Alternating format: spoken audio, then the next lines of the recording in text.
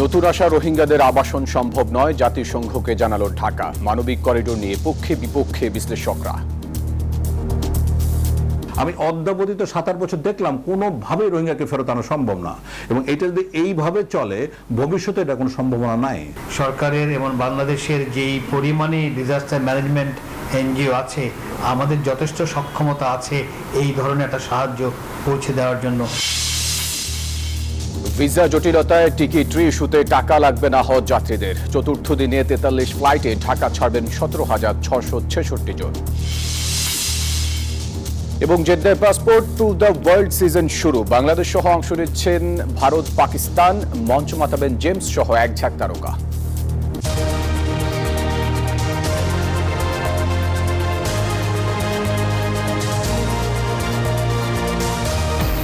স্বাগত প্রবাসী নিউজ 24 সংবাদে। পুরো সংবাদে আপনাদের সাথে আছি আমি ফয়সাল মাহমুদ। দর্শক, দেখছিলেন সংবাদ শিরোনামগুলি, এবারে বিস্তারিত। গত ১.৫ বছরে অনুপ্রবেশ করা রোহিঙ্গাদের থাকার ব্যবস্থা করা সম্ভব নয়, জাতিসংঘকে মৌখিকভাবে জানিয়েছে বাংলাদেশ। এই কথা জানিয়েছেন শরণার্থী ত্রাণ ও প্রত্যাবাসন কমিশনার মোহাম্মদ মিজানুর রহমান। চিঠি দিয়ে আবাসনের এই অনুরোধ জানিয়েছিল জাতিসংঘের শরণার্থী বিষয়ক সংস্থা। নতুন করে আসা ১,৫০,০০০ রোহিঙ্গা আশ্রয় নিয়েছে ক্যাম্পে থাকা আত্মীয় স্বজনদের ঘরসহ আশপাশের বিভিন্ন স্থানে। ইরফানুল হাসানের তথ্য ছবিতে ডেস্ক রিপোর্ট। প্রতিদিনই সীমান্তের বিভিন্ন পয়েন্ট দিয়ে মিয়ানমার থেকে বাংলাদেশে অনুপ্রবেশ করছে রোহিঙ্গারা। সরকারি হিসাবে ২০২৩ সালের নভেম্বর থেকে এ পর্যন্ত অনুপ্রবেশকারী রোহিঙ্গার সংখ্যা ১,১৩,০০০। এর মধ্যে গত ১১ মাসেই এই সংখ্যা প্রায় ৯০,০০০।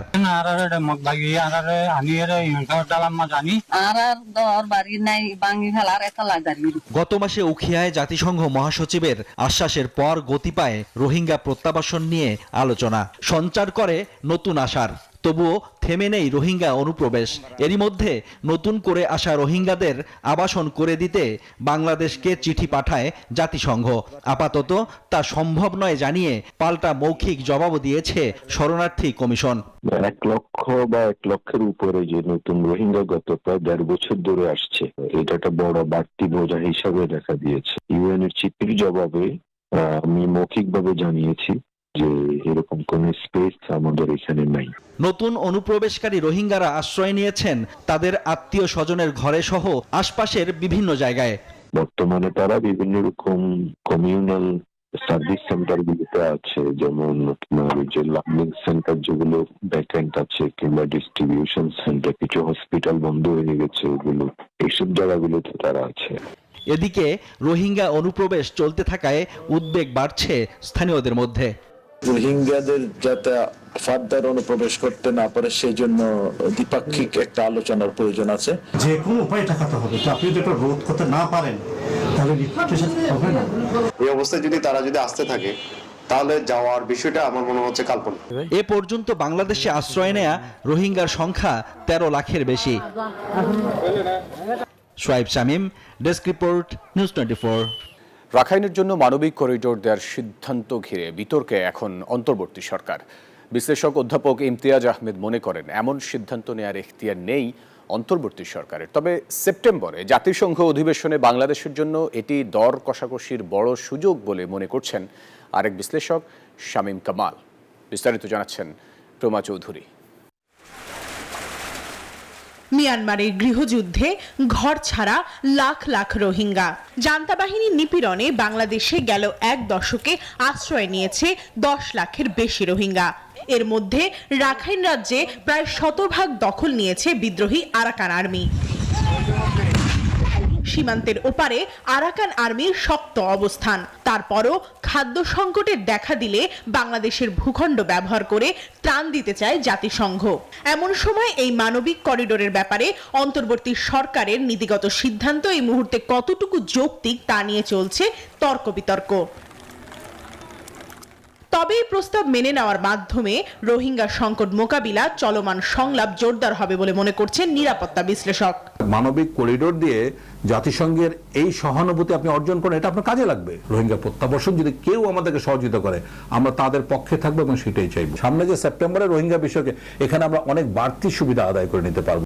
বৃহত্তর জাতীয় স্বার্থে এই মুহূর্তে করিডোর দরকার আছে বলে মনে করেন তিনি। মার্কিন যুক্তরাষ্ট্র যদি এখানে ইনভলভ হয় কোনোভাবে, সেটা বাংলাদেশের জন্য হয়তো পজিটিভ হবে। রোহিঙ্গা প্রত্যাবর্ষণের সম্ভাবনার সামান্যতম সম্ভাবনা যদি তৈরি করা যায়, সেখানে আজকের এই মানবিক করিডর প্রদান করা কিছুটা হলেও সহায়ক হবে। অন্যদিকে এ বিষয়ে জাতিসংঘের ভিন্ন কোনো স্বার্থ আছে কিনা তা নিয়ে প্রশ্ন তুলেছেন আন্তর্জাতিক সম্পর্ক বিশ্লেষক ইমতিয়াজ আহমেদ। বাংলাদেশের যেই পরিমাণে ডিজাস্টার ম্যানেজমেন্ট এনজিও আছে, আমাদের যথেষ্ট সক্ষমতা আছে এই ধরনের একটা সাহায্য পৌঁছে দেওয়ার জন্য। সেই জায়গায় আমি মনে করি না যে ওই সাহায্যের জন্য জাতিসংঘ লোক দরকার। অনেক সময় আমরা এটাও শুনেছি যে অনেক সাহায্য তারা বন্ধ করে দিচ্ছে বা বন্ধ করে যাচ্ছে। তো তাই যদি হয়ে থাকে তাহলে হঠাৎ করে আবার কেন এই। তবে আরাকান আর্মিকে করিডোর দেওয়া হলে ক্ষুব্ধ হবে মিয়ানমারের জান্তা সরকার। প্রশ্ন উঠেছে বিদ্রোহী গোষ্ঠীকে সমর্থনের অভিযোগ তুলে বাংলাদেশ জান্তা বাহিনীর আক্রোশের শিকার হবে না সে নিশ্চয়তা কে দেবে। প্রমা চৌধুরী, নিউজ 24, ঢাকা। হজ যাত্রায় চতুর্থ দিনে এখনো ভিসা পাননি 14,349 জন। জটিলতায় আটকে আছে 13 জনের মক্কা যাত্রা। ভিসা হলেও টিকিট প্রাপ্তিতে বিপাকে পড়েছে এজেন্সিগুলো। ফলে হাব বলছে শেষের দিকে চাপ বাড়বে বিমানে। আশকোরার হজ ক্যাম্পের অব্যবস্থাপনা নিয়েও অভিযোগ করছেন হজযাত্রীরা। তবে হজ অফিস বলছে সব সংকট কাটিয়ে ভোগান্তিমুক্ত হজ যাত্রার রেকর্ড করবে সরকার। হজযাত্রার চতুর্থ দিনে 10টি ফ্লাইটে ঢাকা ছাড়বেন 4,153 জন, যাদের বেশিরভাগই গেল রাতে আশকোনার হজ ক্যাম্পে এসেছেন। তাদের অভিযোগ, সার্বিক ব্যবস্থাপনা ভালো হলেও মশার উপদ্রব ও ক্যান্টিনের খাবারের মান, দাম নিয়ে ভোগান্তিতে পড়েছেন তারা।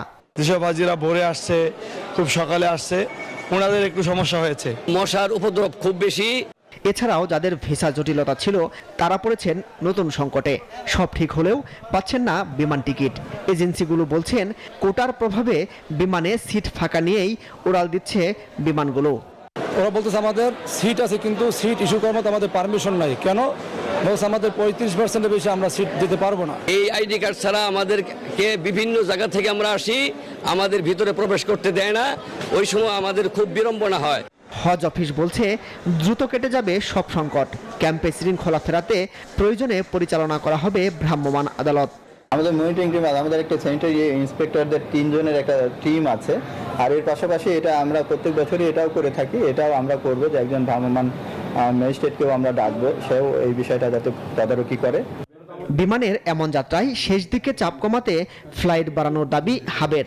বলছেন আটকে যাওয়া হজযাত্রীরাও অতিরিক্ত ফি ছাড়াই যাবেন আল্লাহর ঘরের মেহমান হয়ে। মহোদয়ের সাথে আমাদের মিটিং হয়েছে, আমাদের মহাসচিব ছিল, তো তারা ঢাকার কাছে 11টা ফ্লাইটের জন্য অনুমোদন চেয়েছে। তো সেটা যদি হয়ে যায় ইনশাল্লাহ কোনো সমস্যা হবে না।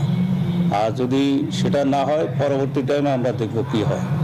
চতুর্থ দিন শেষে 43টি ফ্লাইটে ঢাকা ছাড়বেন 17,666 জন হজ প্রত্যাশী। মাসুদ সুমন, নিউজ 24, ঢাকা। দর্শকের বিষয়ে আরও খবরাখবর জানাতে সৌদি আরবের জেদ্দা থেকে যুক্ত হচ্ছেন সহকর্মী মোহাম্মদ ফিরোজ। ফিরোজ, হজ যাত্রায় এখনও ভিসা পাননি 14,349 জন। জটিলতায় আটকে আছেন 13 জনের মক্কা যাত্রা। হজ অফিস বলছে আসলে কোনো বিড়ম্বনা হবে না, কিন্তু তা হচ্ছে। এই বিষয়ে কি তথ্য আছে আপনার কাছে? ধন্যবাদ ফয়সাল আপনাকে। আমরা বাংলাদেশ হজ অফিসের সাথে যোগাযোগ করেছি। হজ অফিস আমাদেরকে জানিয়েছে ওরা দ্রুত সময়ের মধ্যে বাংলাদেশ অবস্থানরত সৌদি এম্বাসি তাদেরকে ভিসা প্রদান করা হবে এবং বাংলাদেশ এম্বাসির পক্ষ থেকেও দ্রুত যোগাযোগ করা হচ্ছে এবং বাংলাদেশ সরকার ও সৌদি সরকারের সাথে সমঝোতা হয়েছে যে যত দ্রুত সম্ভব তাদেরকে ভিসা প্রদান করবে। এছাড়াও আপনাকে জানিয়ে রাখি, বাংলাদেশ থেকে এই পর্যন্ত প্রায় 15,000-এরও বেশি হজযাত্রী সৌদি আরবের মক্কা ও মদিনায় এসে পৌঁছেছেন। তারা আল্লাহর ঘরে ইবাদতে মশগুল আছেন। এর মধ্যে 2 জন হাজী মারা গেছেন, একজন হচ্ছে মদিনায় আর একজন হচ্ছে মক্কায়। আপনাকে আরেকটা বিষয় জানিয়ে রাখি, সৌদি সরকার এইবারের হজে সর্বোচ্চ নিরাপত্তা রক্ষার্থে তারা একটা আইন জারি করেছে, যেটা 29শে এপ্রিল শেষ হয়েছে। যারা উমরা এবং আপনার ভিজিট ভিসায় এসেছে তাদেরকে 29শে এপ্রিলের মধ্যে মক্কা ত্যাগ করার নির্দেশ দেওয়া হয়েছে। যারা মক্কা এখনো যারা ত্যাগ করে নেই তাদেরকে সৌদি সরকার গ্রেপ্তার এবং জেল জরিমানার মাধ্যমে তাদেরকে দেশে পাঠিয়ে দেওয়ার সিদ্ধান্ত নিয়েছে এবং তারা যেন সৌদি আরবে পরবর্তীতে যেন প্রবেশ করতে না পারে সেই দিকেও তারা নিষেধাজ্ঞা জারি করেছে।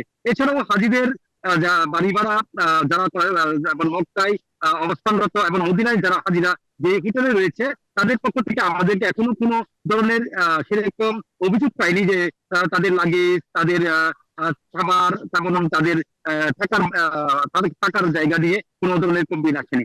আরেকটা বিষয় আপনাকে জানিয়ে রাখি, আলহামদুলিল্লাহ বাংলাদেশের পররাষ্ট্র মন্ত্রণালয়ের পক্ষ থেকে সৌদি সরকারের সাথে যেই বাড়ি ভাড়া চুক্তি করেছে এবং সবার আগে যেহেতু করেছে বাংলাদেশের বাড়ি ভাড়া গুলা, সেহেতু বাংলাদেশের হাজিদের বাড়ি ভাড়া সম্পর্কে কোনো সমস্যা দেখা দিচ্ছে না। এক্ষেত্রে পাকিস্তান, ভারত এবং অন্যান্য দেশের কিছু হাজিদের বাড়ি ভাড়া নিয়ে সমস্যা দেখা দিয়েছে, যারা হজ পারমিটও বাতিল হয়ে যেতে পারে।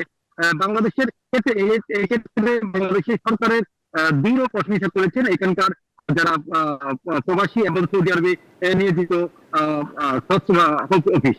তারা একটা বিষয় আপনাকে জানিয়ে রাখি, হজ অফিস থেকে আমাদেরকে নির্দেশনা দিয়েছে যে যাতে মক্কা মদিনায় যেন প্রবাসীরা অনুমতি ছাড়া প্রবাসী না করে, তাদেরকে জেল জরিমানা কাটতে হবে। তো এই ছিল আমার কাছে মক্কা থেকে সর্বশেষ তথ্য। ফিরোজ, আপনাকে ধন্যবাদ আমাদের সাথে যুক্ত হওয়ার জন্য। সৌদি আরবের জেদ্দায় শুরু হয়েছে মাসব্যাপী passport to the world Jeddah season. প্রবাসীদের নিয়ে পাসপোর্ট টু দ্য ওয়ার্ল্ড শিরোনামে নতুন আয়োজন শুরু করছে সৌদি সরকার। নগরবাউল জেমস সহ এক ঝাঁক বাংলাদেশি তারকা মাতাবেন এবারের আয়োজন। সৌদি আরব থেকে মোহাম্মদ ফিরোজের তথ্য ও ছবিতে ডেস্ক রিপোর্ট। 2030 সালে ভীষণকে সামনে রেখে মোহাম্মদ বিন সালমান সৌদি আরবের পরিবর্তনের ছোঁয়া লাগিয়ে বড় বড় মেগা প্রকল্পের পাশাপাশি শিক্ষা, সংস্কৃতি এবং পর্যটন শিল্পের উপর অভাবনীয় পরিবর্তন এনেছেন। তারই ধারাবাহিকতায় সৌদি আরবের জেদ্দায় শুরু হয়েছে মাসব্যাপী passport to the world Jeddah season. Where we were 7 years ago and where we were today, and now there we are, and we're going to experience the first concert for the big scale Tier A superstars from all over Asia world are coming in. প্রবাসী ভাইদের জন্য Saudi আরব যে একটা চমৎকার উদ্যোগ নিয়েছে passport to the world, তারা এর মাধ্যমে আমাদের যারা প্রবাসী ভাইরা আছেন তাদের জন্য একটা কালচারাল প্রোগ্রামের আয়োজন করেছে। আমরা মনে করছি যে এর ফলে বাংলাদেশ এবং সৌদি আরব দুটি দেশের মধ্যে আমাদের কালচারাল যে বন্ধন আছে, এই সাংস্কৃতিক বন্ধন, এটা আরো দৃঢ় হবে। জেদ্দার লোহিত সাগরের তীরে সারাফিয়া আল উরুদে আয়োজিত এই পাসপোর্ট দ্য ওয়ার্ল্ড আগামী 7 মে থেকে 10 মে বাংলাদেশি কালচারাল শো অনুষ্ঠিত হবে। সন্ধ্যা 6টা থেকে রাত 12টা পর্যন্ত এই অনুদান সংস্কৃতি ঐতিহ্য তুলে ধরবেন বাংলাদেশ থেকে আগত শিল্পী নগরবাউল জেমস, ইমরান, পর্শি, ঐশী সহ দেশের নামি দামি শিল্পীরা। বড় বড় শিল্পীরা আসবে, যেরকম জেমস, ইমরান, তারপর Porshi and Oishi. Saudi general entertainment অথরিটিকে অনেক অনেক ধন্যবাদ আমাদের প্রবাসীদের জন্য এরকম একটা ইভেন্টটাও ফ্রিতে করার জন্য। Bangladeshi channel, all of our media is here. Thank you very much for your passport, for your arrangement, for the entertainment, for the people who are working the Saudi Arabia. Imran এবং পর্শি, আরো বাংলাদেশে অনেক শিল্পী আসবে। বাংলাদেশি ভাই বোনেরা যারা আছেন তারা অংশগ্রহণ করেন, ভালো লাগবে। আমরা বাংলাদেশি সবাই সৌদি আরবের ভিতরে আছি, বাংলাদেশি সবার সাথে উপভোগ করব। বাংলাদেশ, ইন্ডিয়া, ফিলিপাইন এবং সুদানের নিজস্ব কালচার, সংস্কৃতি, ঐতিহ্য প্রবাসীদের মধ্যে তুলে ধরায় এই আয়োজনের মূল লক্ষ্য। 30 এপ্রিল থেকে শুরু হওয়া পাসপোর্ট দ্য ওয়ার্ল্ড চলবে 24 মে পর্যন্ত। দেশটির পর্যটন খাতকে বিশ্বব্যাপী ছড়িয়ে দিতে, প্রবাসীদের নিজস্ব কালচার সংস্কৃতিতে আনন্দ যোগাতে এই উদ্যোগ বলে জানান কর্তৃপক্ষ। Desk report, news 24। লন্ডনের বার্কিং ও ড্যাগেনহ্যামের মেয়রের সাথে ব্রিটিশ বাংলাদেশি ফার্স্ট সিটিজেন অ্যালায়েন্সের বিশেষ মতবিনিময় সভা অনুষ্ঠিত হয়েছে। মেয়র মঈন কাদরির আমন্ত্রণে বার্কিং টাউন হলে গুরুত্বপূর্ণ বিশেষ সভা অনুষ্ঠিত হয়। সভাটি স্থানীয় কর্তৃপক্ষ এবং ব্রিটিশ বাংলাদেশি কমিউনিটির মধ্যে সহযোগিতা এবং পারস্পরিক সম্প্রীতি বৃদ্ধির গুরুত্বপূর্ণ প্ল্যাটফর্ম হিসেবে কাজ করবে। ফার্স্ট সিটিজেন অ্যালায়েন্সের সভায় মেয়র মঈন কাদরির উদ্বোধনী বক্তব্যের মাধ্যমে সভার সূচনা হয়, যেখানে তিনি অন্তর্ভুক্তিমূলক নেতৃত্ব, জনসেবার অঙ্গীকার এবং বৈচিত্র্যের মধ্যে ঐক্যের ওপর গুরুত্ব আরোপ করেন।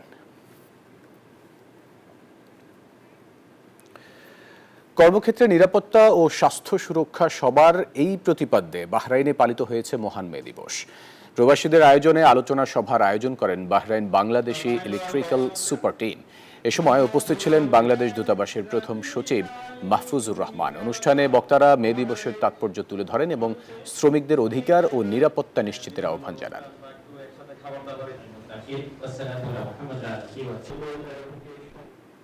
সময় হলো ছোট একটা বিরতির, সাথেই থাকবেন।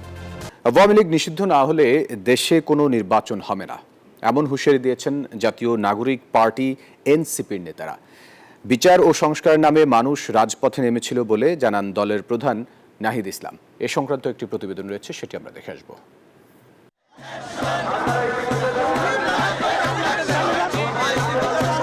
আওয়ামী লীগ নিষিদ্ধের দাবিতে রাজপথে ফের আওয়াজ জোরালো করল জাতীয় নাগরিক পার্টি এনসিপি। ছোট বড় মিছিল নিয়ে শুক্রবার বাদ-জুমা বাইতুল মোকাররমের দক্ষিণ গেটে জড়ো হন নেতাকর্মীরা।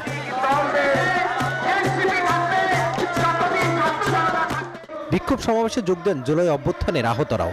সমাবেশে আওয়ামী লীগের নিবন্ধন বাতিল করে দল হিসাবে নিষিদ্ধ করার দাবি জানান এনসিপির কেন্দ্রীয় নেতারা। বিচার নিশ্চিত হওয়া ছাড়া আওয়ামী লীগ নির্বাচনে অংশগ্রহণের আলোচনা এই বাংলাদেশে হবে না, হবে না, হবে না। রাষ্ট্র যতদিন থাকবে ততদিন আওয়ামী লীগ নামে এই দেশে কোনো আর খুনে হাসিনা এবং মুজিববাদীদের অস্তিত্ব থাকবে না। যদি কিন্তু কোনো অথবা নেই, আওয়ামী লীগকে অনতিবিলম্বে নিষিদ্ধ করতে হবে। গণহত্যাকারী দল আওয়ামী লীগকে বিচারের আওতায় আনার দাবিও ছিল নেতাদের কণ্ঠে। আমরা এই বাংলাদেশে খুনি সন্ত্রাসী আওয়ামী লীগের নিষিদ্ধ চাই কিনা। 5ই আগস্ট বাংলাদেশের জনগণ সিদ্ধান্ত নিয়েছে আওয়ামী লীগ নামে, নৌকা মার্কার নামে, মুজিববাদী আদর্শের নামে বাংলাদেশে কোনো রাজনীতি চলতে পারে না। সমাবেশে এনসিপির আহ্বায়ক বলেন, আওয়ামী লীগ কোনো রাজনৈতিক দল নয়, তারা ফ্যাসিস্ট দলে পরিণত হয়েছে। নৌকা মার্কাকে এই দেশ থেকে বিতাড়িত করতে হবে। আমরা সুস্পষ্টভাবে বলতে চাই, অতি অবিলম্বে আওয়ামী লীগের যে নিবন্ধন, সেই নিবন্ধন বাতিল করতে হবে। নৌকা মার্কাকে বাংলাদেশ থেকে নিশ্চিহ্ন করে দিতে হবে। নাহিদ ইসলাম বলেন, অন্তর্বর্তী সরকার আওয়ামী লীগের বিচার করতে না পারায় আসামিরা জামিনে বের হয়ে যাচ্ছে। জুলাই অভ্যুত্থানের নাম ভাঙিয়ে একটি মহল মামলা বাণিজ্য চালাচ্ছে বলে অভিযোগ তার। যাদেরকে গ্রেফতার করা হচ্ছে তারা জামিনে মুক্তি পেয়ে যাচ্ছে, বিভিন্ন জায়গায় মামলা বাণিজ্য করা হচ্ছে এবং বিভিন্ন রাজনৈতিক দলের আশ্রয়ে আওয়ামী লীগ তৃণমূলে পুনর্বাসিত হওয়ার পরিকল্পনা করছে। আওয়ামী লীগের নিবন্ধন বাতিল প্রসঙ্গে ইসির নিরাপত্তার সমালোচনা করেন এনসিপি প্রধান। শেখ হাসিনা গণহত্যাকারী কিনা প্রশ্ন তোলা সাংবাদিকদের আওয়ামী লীগের দোসর বলেও মন্তব্য করেন তিনি। আমরা সন্দেহ প্রকাশ করছি, এই নির্বাচন কমিশন কার পারপাস সার্ভ করবে। মাজহারুল ইসলাম, নিউজ 24, ঢাকা। নির্বাচনের দাবিকে সুকৌশলে অপরাধ দেখানোর চেষ্টা চলছে, এমন অভিযোগ করেছেন বিএনপির ভারপ্রাপ্ত চেয়ারম্যান তারেক রহমান। বলেন, রাজনৈতিক দলগুলোকে অবজ্ঞা করে বিরাজনীতিকরণের চেষ্টা করলে গণতন্ত্র হুমকির মুখে পড়বে। জানান, পতিত স্বৈরাচার আবারও মাথাচাড়া দেওয়ার চেষ্টা করছে। নির্বাচনের মধ্য দিয়ে গঠিত সরকার সংবিধান লঙ্ঘনকারীদের বিরুদ্ধে ব্যবস্থা নেবে। এবি পার্টির ৫ম প্রতিষ্ঠা বার্ষিকী উপলক্ষে শুক্রবার সকালে জাতীয় প্রেস ক্লাবের অডিটোরিয়ামে আয়োজন করা হয় এই আলোচনা সভার। যোগ দেন বিভিন্ন রাজনৈতিক দলের শীর্ষ নেতৃবৃন্দ। এ সময় প্রয়োজনীয় সংস্কার শেষে দ্রুত নির্বাচন দেওয়ার আহ্বান জানান তারা। প্রধান অতিথি হিসেবে ভার্চুয়ালি যুক্ত হন বিএনপির ভারপ্রাপ্ত চেয়ারম্যান তারেক রহমান। কথা বলেন দেশের স্বার্থ ও সমকালীন রাজনীতি নিয়ে। আহ্বান জানান বৃহত্তর স্বার্থে সব রাজনৈতিক দলকে এক থাকার। কিতাবী কিংবা পুঁথিগত সংস্কার দিয়ে স্বৈরাচার বা ফ্যাসিবাদ ঠেকানো যায় না। সংবিধান বা আইন না মানের কারণেই মানুষ ফ্যাসিবাদী হয়ে ওঠে। জনগণকে রাজনৈতিক এবং অর্থনৈতিক ক্ষমতা নিশ্চিত করা না গেলে শেষ পর্যন্ত কোনো সংস্কারই বোধহয় টেকসই হয় না। তারেক রহমানের বক্তব্যে উঠে আসে সংস্কার ও নির্বাচন প্রসঙ্গ। বলেন, জাতীয় নির্বাচন নিয়ে অবজ্ঞা ও অবহেলামূলক বক্তব্য অপশক্তিকে মাথাচাড়া দিয়ে উঠতে সহায়তা করবে। দেশের প্রতিটি রাজনৈতিক দল সংস্কারের পক্ষে, তারপরেও সংস্কার নিয়ে অন্তর্বর্তীকালীন সরকার কেন এত সময় ক্ষেপণ করছেন, এই নিয়েও জনগণের মনে ধীরে ধীরে প্রশ্ন বেড়েই চলেছে। চলমান সংস্কার যদি রাজনৈতিক দলগুলোর নির্বাচন অনুষ্ঠানের দাবিকে অবজ্ঞা করতে হয়, প্রলুব্ধ করে, তাহলে সংস্কারের তাৎপর্যটা কি? তারেক রহমান বলেন, নির্বাচনের জনদাবিকে সুকৌশলে অপরাধ হিসেবে দেখানোর চেষ্টা চলছে। রাজনৈতিক দল নির্বাচনের দাবি জানাবে, এটি স্বাভাবিক গণতান্ত্রিক রীতি। অথচ আমরা খেয়াল করছি গত কিছুদিন ধরে অত্যন্ত সুকৌশলে দেশে এমন একটি আবহাওয়া তৈরির অপচেষ্টা চলছে যেখানে নির্বাচন অনুষ্ঠানের দাবি করাটাই যেন একটি অপরাধ। রাজনৈতিক দলগুলোকে জনগণের আদালতে মুখোমুখি করতে দ্রুত নির্বাচনের রোডম্যাপ ঘোষণার আহ্বান জানান বিএনপির ভারপ্রাপ্ত চেয়ারম্যান। সুনির্দিষ্টভাবে জাতীয় নির্বাচনের রোডম্যাপ ঘোষণা করুন। ফজলে রাব্বি, সৌরভ, নিউজ 24, ঢাকা। দর্শক, এই ছিল প্রবাসে নিউজ 24 সংবাদে। আরও সংবাদ ও বিশ্লেষণ জানতে ভিজিট করুন news24bd.tv তে। এতক্ষণ সাথে থাকার জন্য ধন্যবাদ সবাইকে।